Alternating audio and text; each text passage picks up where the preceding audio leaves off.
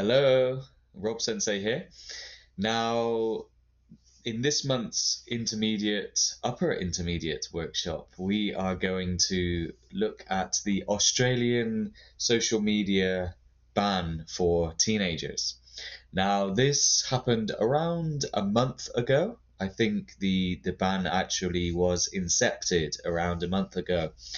And I've been following the backlash from this. The backlash is what the parents or what the teenagers themselves are saying, usually in a negative fashion. Now, of course, some people are for the ban, some people are against the ban, but there are some interesting comments coming out of Australia from both the teenagers themselves and the parents. And interestingly, the parents are seemingly against the ban because they are the people who have to police the ban. And when I say police the ban, I mean they are the people, the parents are the ones who have to control and manage their teenagers' social media activity, not the government. So we think there is just a blanket ban on social media for teenagers, but it's not like that. It's not that simple. So I've been following this story, and I've been quite interested. So I wanted to study it this month. Now we will go to the reading. So, Australian teen social media ban in action. A big change has happened in the social media world.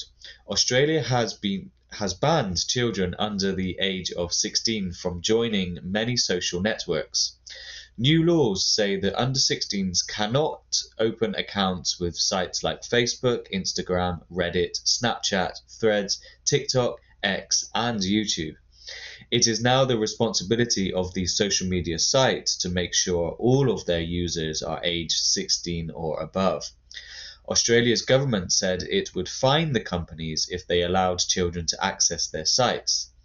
The fines could be as much as $32.9 million. The companies said they would use different methods to check the age of their users. New users will have to upload identification and scan their faces. Australia's Prime Minister said he introduced the ban because social media was harming young minds. He said a study showed that 70% of children aged 10 to 15 who used social media looked at harmful content.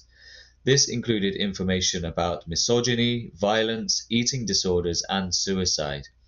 He advised children to do different things instead, like starting a new sport or learning to play a musical instrument. His message to children was, spend quality time with your friends and your family face to face.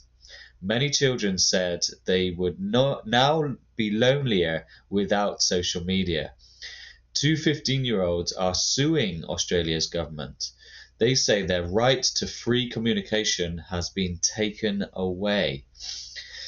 Now we've got the vocabulary, we've got all of the activities, listening and true and false and gap fill and grammar, spelling. It's all here as usual, but we are going to focus on the critical thinking in lesson, which is this. As a parent, do you agree with the social media ban? What are the short-term and long-term benefits or disbenefits of the ban? Should governments be encouraging the use of AI and technology?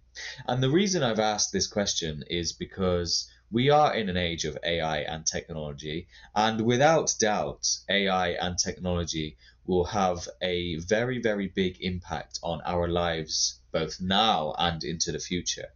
So taking away AI and social media and technology from young people could actually be harmful for them in terms of their ability to use it for jobs and communication in the future. So an interesting conversation, I'm sure. Please do the pre-work as always, and I'll see you in lesson.